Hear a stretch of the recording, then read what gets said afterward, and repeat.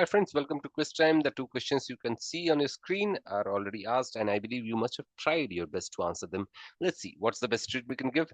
Question number one: the violent crime rate, the number of violent crimes per thousand residents in Meadowbrook is 60% higher now than it was 4 years ago. The corresponding increase in Parkdale is only 10%.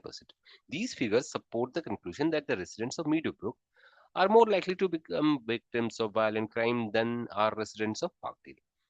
Now let's understand this argument. There are two places, Meadowbrook and Parkdale.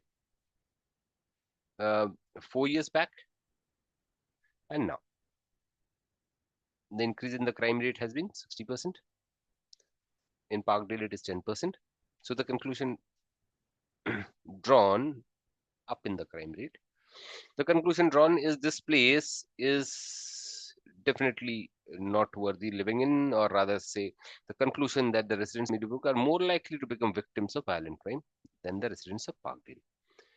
But the question here is the argument above is flawed because it fails to take into account something. Let us understand.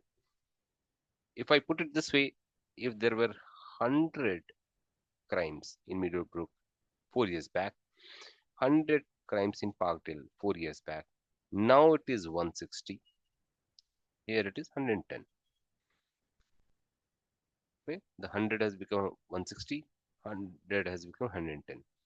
Definitely supports the argument that yes, this 160 is quite a jump. So 60 more crimes will be definitely an issue. Here 10. So definitely these people are more prone. The ones in the Meadowbrook are more prone to violent crimes. Think about it. 4 years back, say in Meadowbrook and in Parkdale, if there were 100 crimes here, in Parkdale there were 1,000 crimes. Then the situation changes drastically. And up in 60% will make it 160, as we saw earlier. Up in 10% will make it 1100. Here, now the equation drastically changes because the numbers here have changed. Nowhere in this question the number is in picture, it is the crime rate which is in picture. So that may not necessarily reflect the actual situation on the ground. Let's put it this way, that before answering any such questions, we have to take into consideration one simple logic, that fraction, rate, percentage may not reflect the actual number.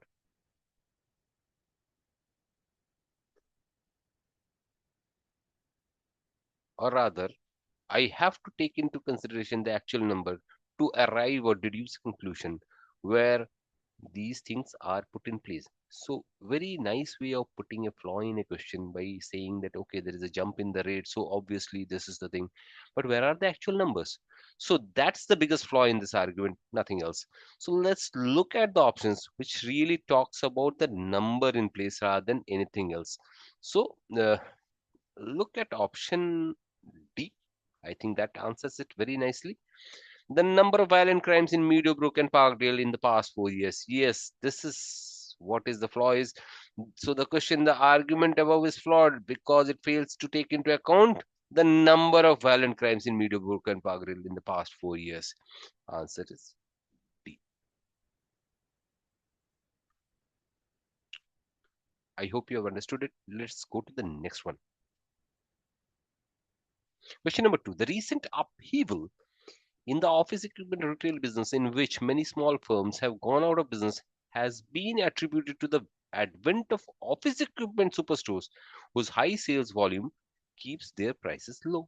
This analysis is flawed, however, since even today the superstores control a very small share of the retail market. Well, let's understand this, whatever has been said here.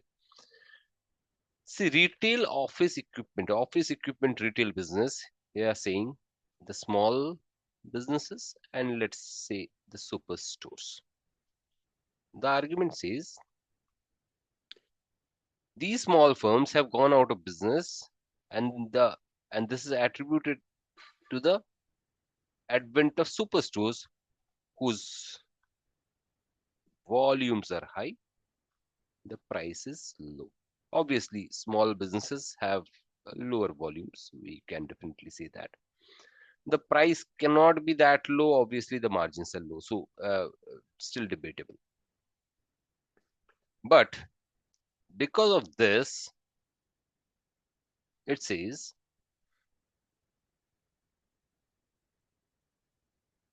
the small businesses are suffering because of this.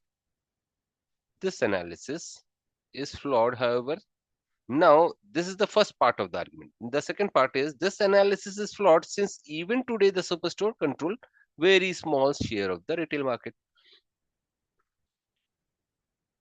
Now, this analysis that superstores are doing good and so small businesses are going to suffer is flawed because, as per the argument, the conclusion, superstores say control a very small percentage, say they control only 10% of the market, this is 90% of the market. So, hence, whatever may be the specific advantages as far as high volume and low price is concerned, they should not affect the small businesses. So, the author concludes that though we have got an argument that the superstores are doing good and the small businesses are going to suffer this recent upheaval, this is flawed. Reason being, the superstores only control a very small percentage.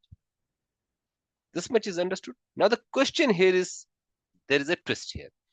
Which of the following, if true, would weaken the argument that the analysis is flawed? So he's saying the question here says that the author's conclusion that superstores controlling only 10% and small businesses 90% makes small businesses not really being affected by superstores is flawed.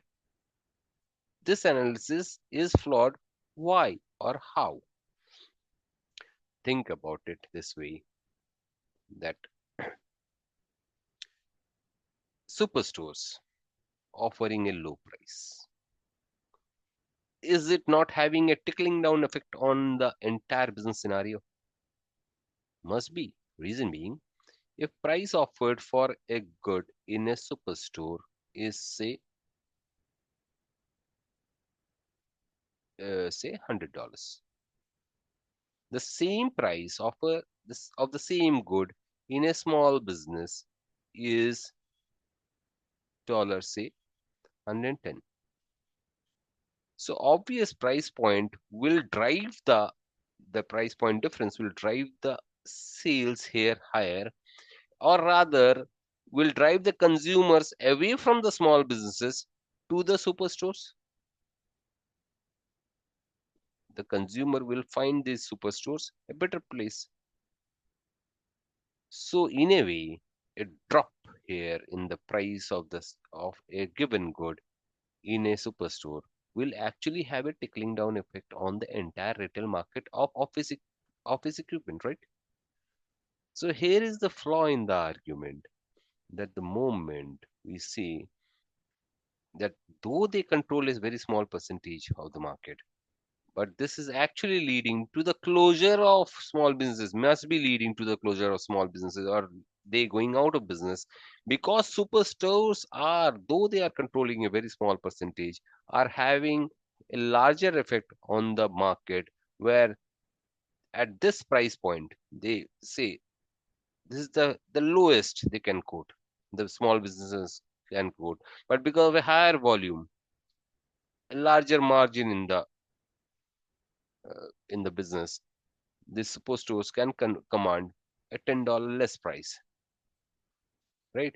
So that's why this kind of an argument that okay, they only control a very minuscule percentage of 10% or so, where 90% is controlled by the small businesses.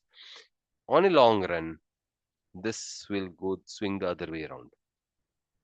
Okay, so that's why there's an inherent flaw in this argument. Now let us see which, if true, would weaken this analysis or this conclusion which has been drawn by the author. Let's see option B. The superstore's heavy advertisement of their low prices forces prices down throughout the retail market of office supplies. So, heavy advertisement.